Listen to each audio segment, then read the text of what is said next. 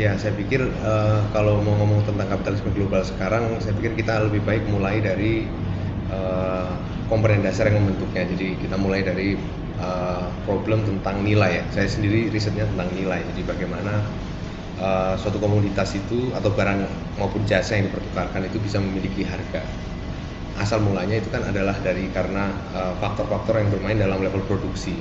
Nah, inilah yang sebenarnya menjadi basis dari pembicaraan apapun tentang kapitalisme kontemporer gitu. Nah, dari sini kita mesti mulai kalau menurut saya ya. Jadi kita mulai dulu dari aspek tentang nilai ini. Nah, khususnya ketika kita bicara soal nilai, kita bicara soal uh, bagaimana faktor-faktor tentang kerja itu di apa ya diatur dalam kerangka kapitalisme. Kita lihat dari sejarahnya ketika abad ke-17, perayaan dari abad 17, 16 ke 17, di situ kita mulai menempatkan asal muasal dari kapitalisme ya, sebelum kita ngomong ke kapitalisme kontemporer.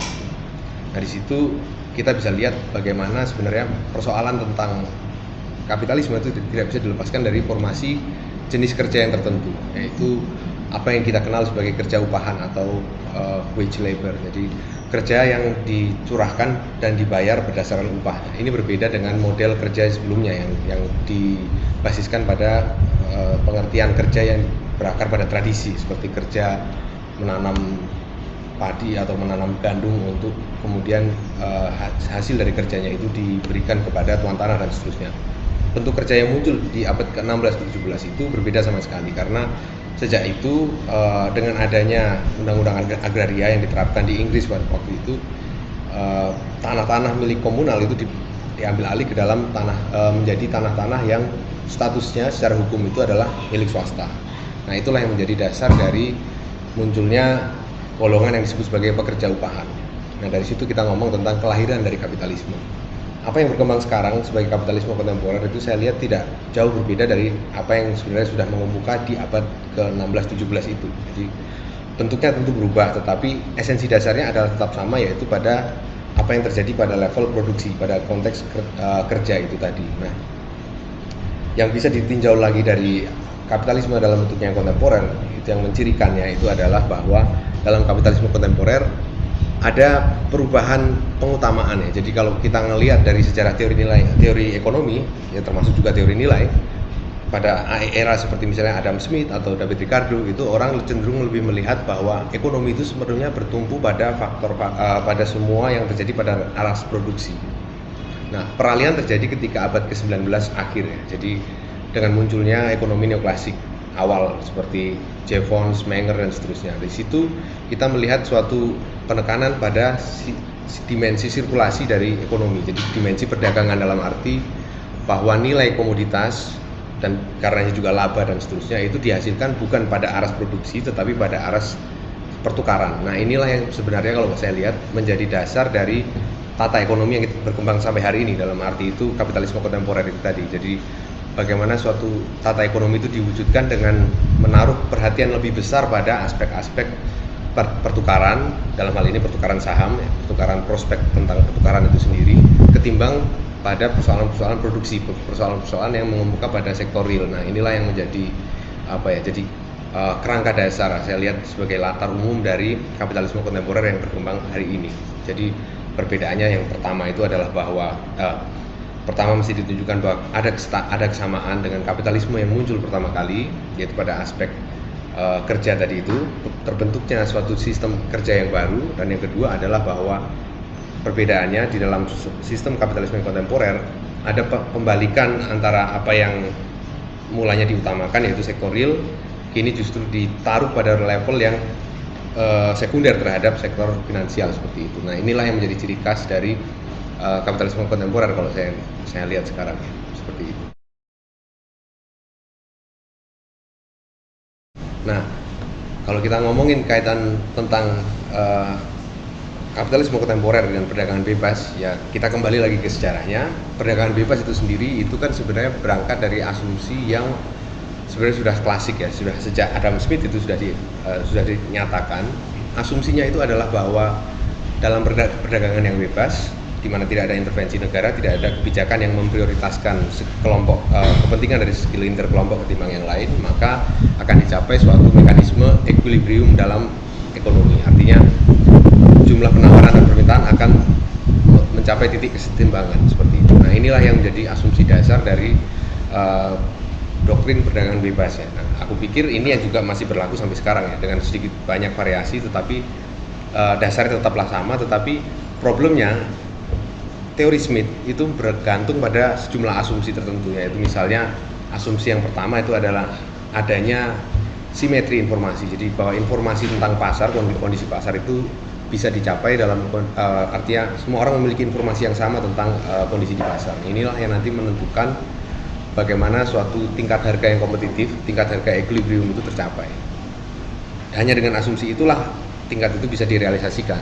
Tanpa ada asumsi kesamaan tingkat informasi, asumsi seperti itu, tanpa asumsi seperti itu, maka tidak akan mungkin ada apa yang disebut sebagai ekuilibrasi atau mekanisme menyeimbangkan berbagai disproporsi antara penawaran dan permintaan seperti itu. Nah, situasi seperti inilah yang di mana asumsi itu tidak berlaku, inilah yang kita sekarang sebut sebagai market failure. Jadi kegagalan pasar itu persis terjadi karena salah satunya karena asimetri informasi. Nah, inilah yang sebenarnya menjadi ciri khas, ciri inheren dari kapitalisme, bahkan sejak awalnya, sejak Smith, sejak abad ke-17-16 itu sampai hari ini.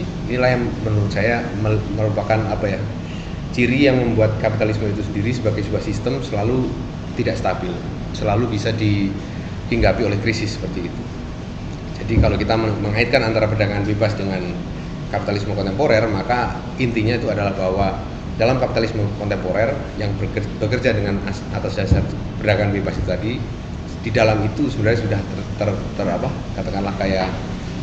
sudah tercakup di dalamnya apa yang disebut sebagai kontradiksi dalam sistem itu sendiri, yaitu kontradiksi antara produksi nilai dengan realisasi nilai. Jadi produksi nilai itu adalah produksi, ya kalau kita melihat sistem ekonomi dari aspek produksinya, sementara kalau sirkulasi dari aspek perdagangannya. Nah, jadi nilai yang diproduksikan itu dianggap dalam kerangka yang kontemporer itu bisa ditambahkan ketika dia ditaruh di dalam sirkulasi. Nah, ini yang sebenarnya menjadi perdebatan besar dalam teori ekonomi. Saya pikir ini sebenarnya sesuatu yang bahkan ditentang oleh orang yang kita anggap liberal seperti Ricardo sekalipun. Ricardo menolak anggapan bahwa nilai itu bisa berkembang, bisa meningkat, ada nilai tambah ketika komoditasnya itu disirkulasikan, dipertukarkan. Nah, jadi sebenarnya ini bermasalah ya. Dalam arti anggapan bahwa perdagangan bebas itu atau dalam perdagangan bebas itu kita bisa meningkatkan nilai komoditas, itu suatu anggapan yang bermasalah kalau kita tinjau itu dari perspektif klasik, perspektif Ricardo atau bahkan Marx kalau kita bilang Marx ya. Jadi disitulah sebenarnya ada di satu sisi ada kesaling hubungan antara perdagangan bebas dengan kapitalisme kontemporer, ada relasi topang menopang, tetapi di sisi lain sebenarnya disitulah justru menandai titik di mana ada kontradiksi dalam sistem kapitalisme itu sendiri. Kalau saya lihat dari aspek sejarah pemikiran ekonominya seperti itu. Ya, dalam arti sebenarnya itu kan krisis karena kalau saya lihat ya itu horizon sejarah pemikiran ekonomi yang seperti tadi saya ceritakan itu tidak dijadikan semacam pengetahuan latar belakang oleh para perumus kebijakan. Jadi bahwa ada asumsi-asumsi yang mesti dipegang kalau kita mau bicara tentang suatu teori. Jadi teori dalam ilmu ekonomi atau dalam ilmu sosial pada umumnya itu tidak bisa lepas dari asumsi. Asumsinya tadi itu misalnya bahwa informasi yang tersedia itu simetris seperti itu. Nah, atau barang itu bisa direproduksi sampai tak hingga, misalnya seperti itu. Nah, itu adalah asumsi-asumsi dasar dari ekonomi klasik yang terus dibawa sampai ekonomi sekarang yang sebenarnya problematis ya. Tidak ada barang yang bisa direproduksi tanpa hingga, secara tak hingga seperti itu. Nah, saya pikir itu yang jadi dasar. Jadi mengapa bisa muncul krisis seperti sekarang itu persis karena ketika kita mengambil suatu kebijakan, merumuskan suatu kebijakan, latar belakang asumsi ini nggak diperiksa lagi. Jadi kita berangkat dengan langsung menganggap bahwa teori ini benar, kita bisa menerapkannya langsung seperti itu tanpa dicek apakah asumsi tertentu ini berlaku nggak dalam kenyataan yang mau diterapkan, kenyataan di mana teori itu mau diterapkan seperti itu. Seringkali yang terjadi kan tidak demikian.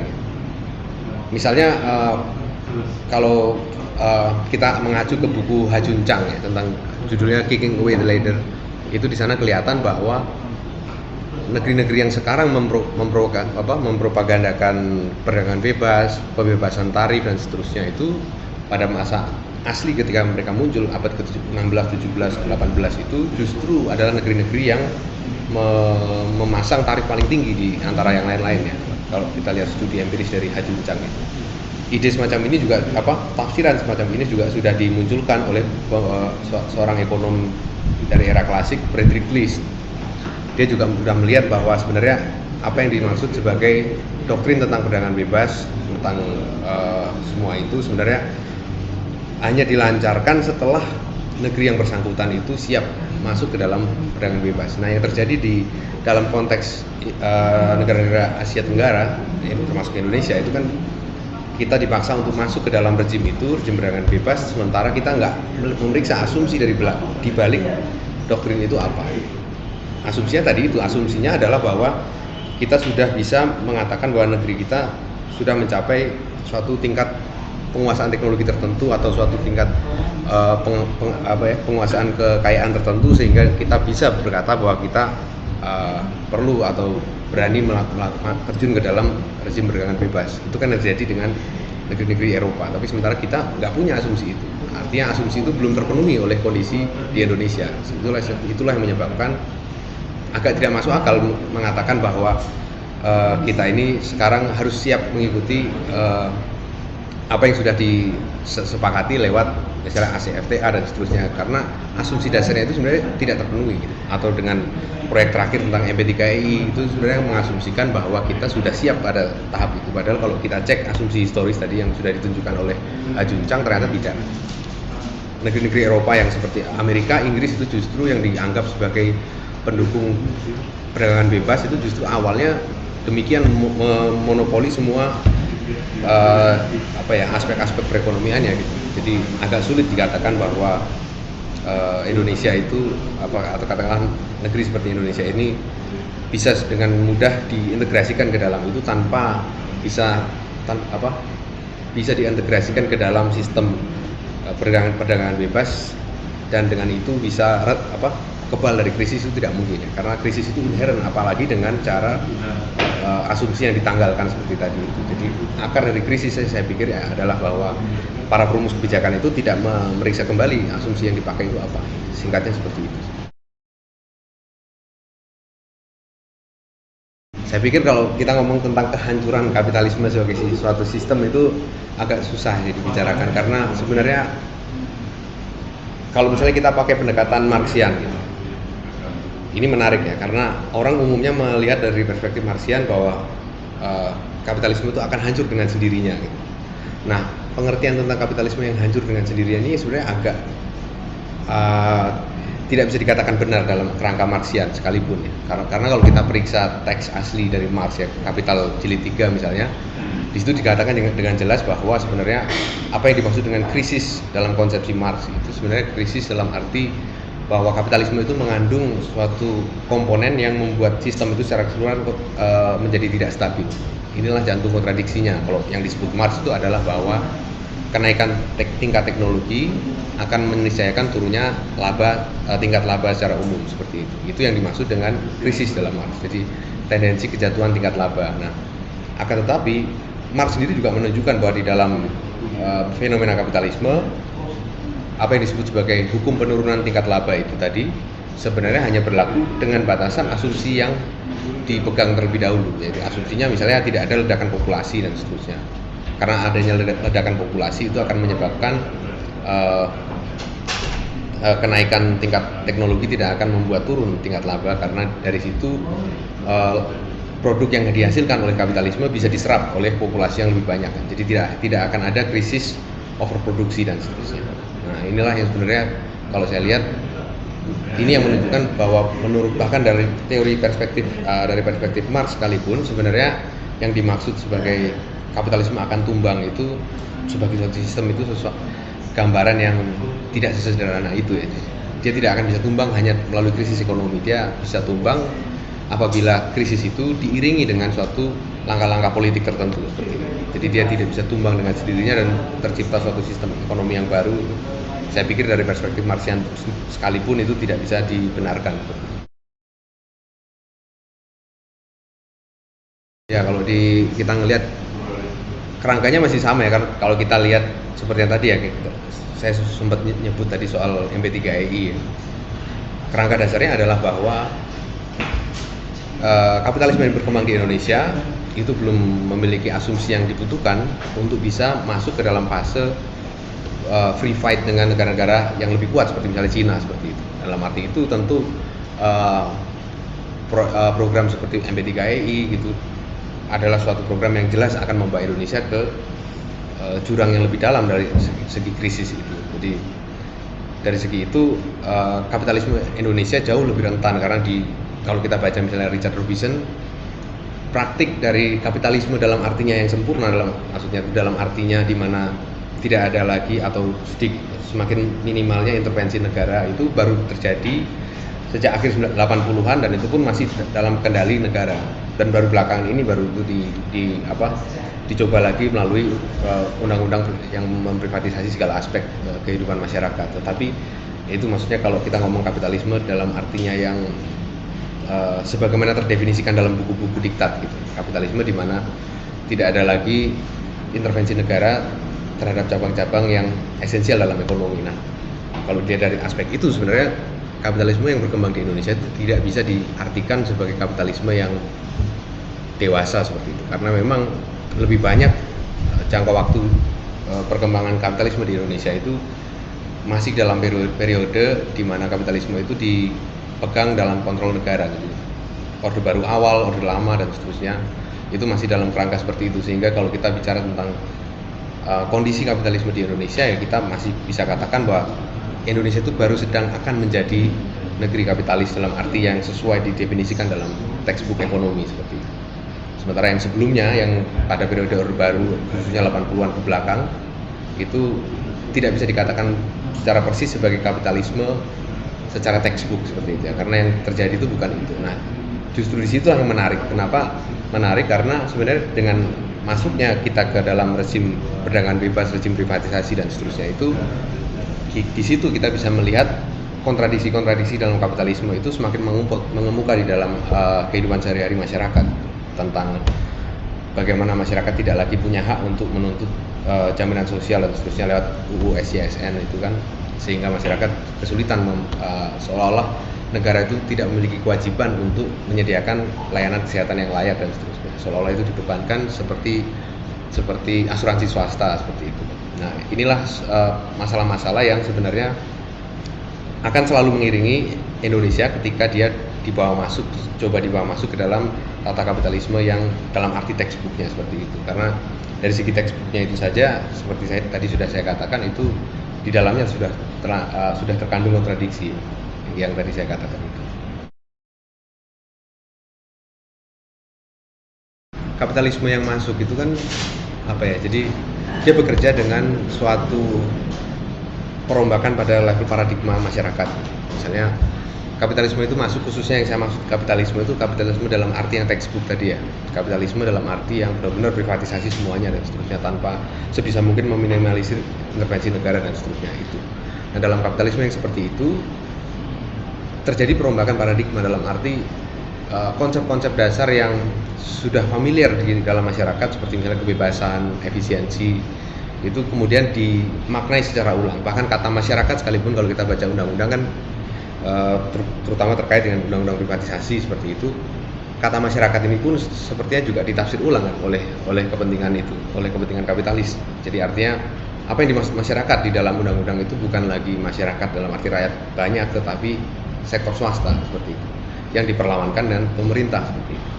Jadi kalau muncul kata masyarakat di dalam misalnya undang-undang tentang penanaman modal, ada kata masyarakat seperti itu. Nah, kata masyarakat di sini dipahami sebagai sebenarnya bukan dalam arti rakyat banyak, tetapi sebagai masyarakat dalam arti ya para pemangku kepentingan di dalam masyarakat itu sendiri, para pemilik modal dan seterusnya. Nah, itu kan sebenarnya suatu perubahan paradigma yang terjadi ketika kapitalisme itu masuk. Juga dengan kata seperti misalnya efisiensi atau kebebasan.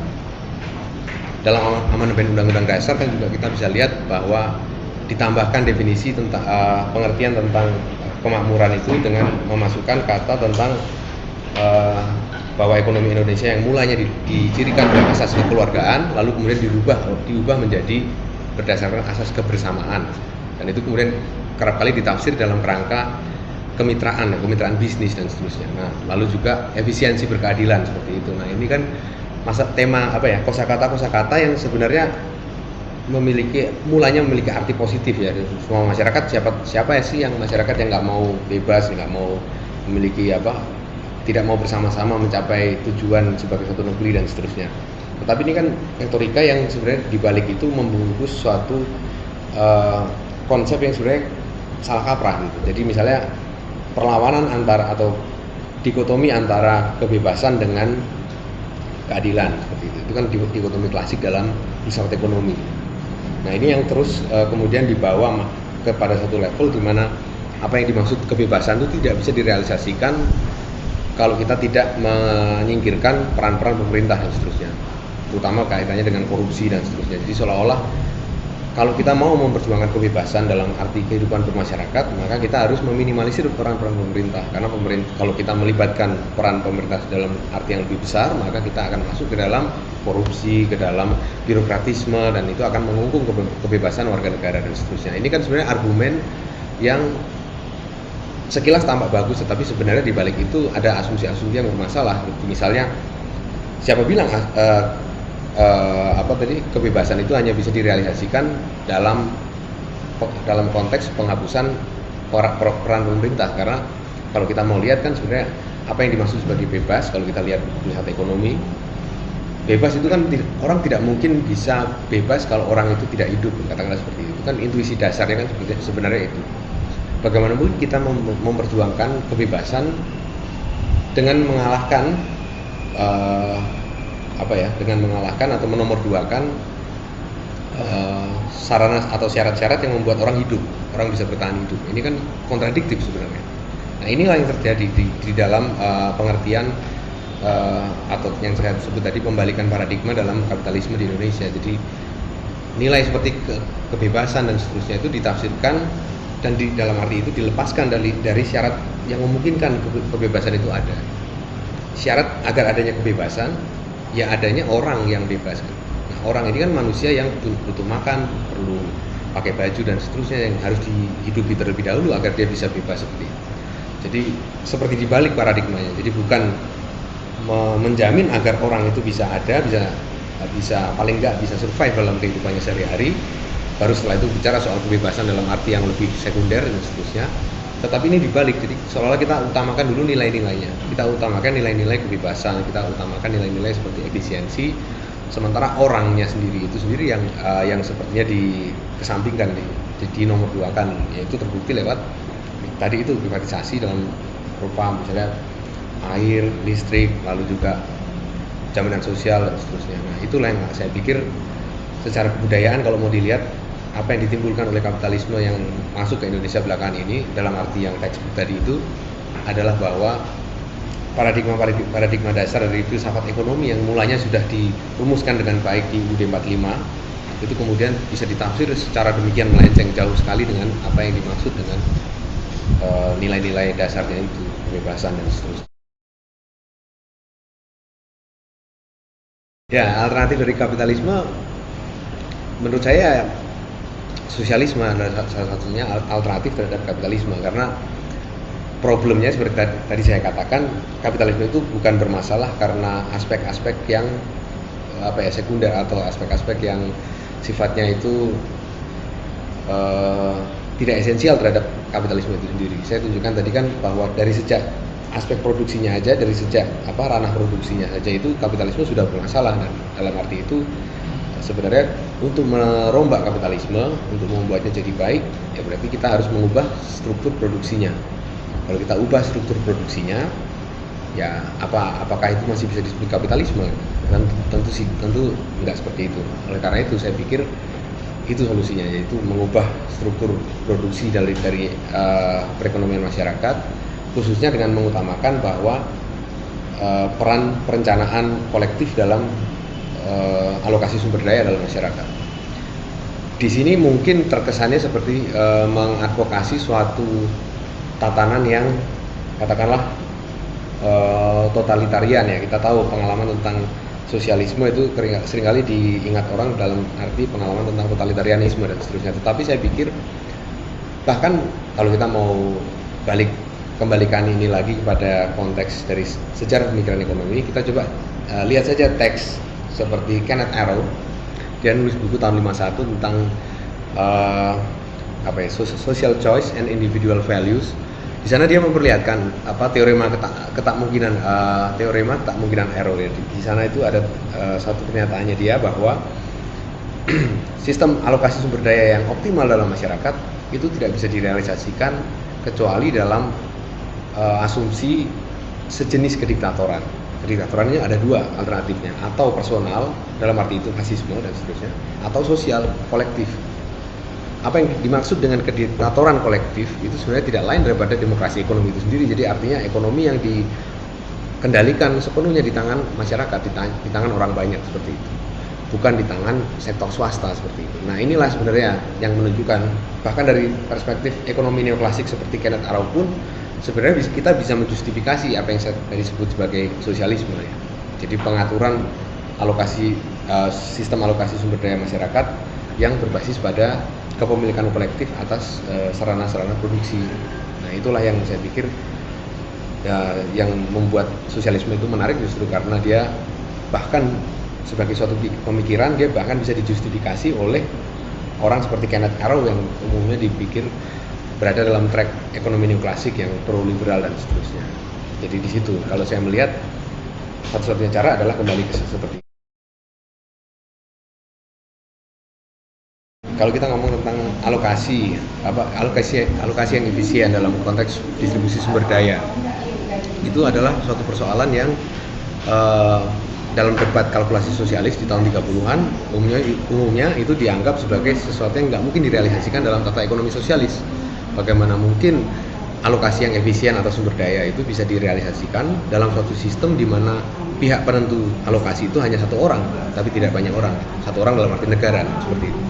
Itu adalah kritik yang diajukan oleh von Mises dan para muridnya terhadap orang-orang sosialis pada waktu itu, ekonom sosialis. Nah, saya pikir waktu itu memang kesulitan dijawab. Bagaimana kita bisa memastikan bahwa sistem alokasi yang kita miliki sekarang ini sudah efisien dalam kondisi di mana yang main hanya satu, yaitu suatu dewan tertentu, katakanlah negara atau apa ya. Nah, saya pikir dalam kemajuannya, misalnya di tahun 70-an itu sempat dicobakan suatu di Chile pada masa Allende, dicoba suatu proyek yang disebut sebagai CyberSyn. Itu adalah suatu proyek eksperimental untuk planning, untuk sosialis planning, jadi perencanaan perekonomian sosialis. Itu di mana di sana setiap pabrik-pabrik besar itu disediakan semacam mesin fax zaman kuno gitu, yang dihubungkan satu sama lain, sehingga jumlah produksi barang dan jumlah barang yang keluar itu bisa tercatat dan langsung bisa diinformasikan ke pemerintah tingkat atas. Jadi sehingga keputusan bisa langsung diambil secara real time seperti itu. Nah, ini kan sebenarnya suatu solusi teknis ya, solusi yang dimungkinkan oleh perkembangan teknologi terhadap problem-problem alokasi sumber daya tadi. Bukannya tidak mungkin bahwa ketika kita hidup di zaman seperti internet sekarang ini, semua data yang diperlukan untuk kalkulasi sosialis tadi bisa disajikan lewat keterkaitan antar cabang produksi lewat fasilitas internet seperti itu. Ini proyek lanjutan dari yang dimaksud oleh Allende dengan CyberSyn itu. Jadi masalah tentang alokasi yang efisien dalam suatu sistem ekonomi di mana hanya ada satu pemain itu bisa dilakukan karena kita sudah memiliki perangkat teknologi yang memungkinkan itu, yaitu tadi saya tunjuk penggunaan internet, lalu juga simulasi kemungkinan.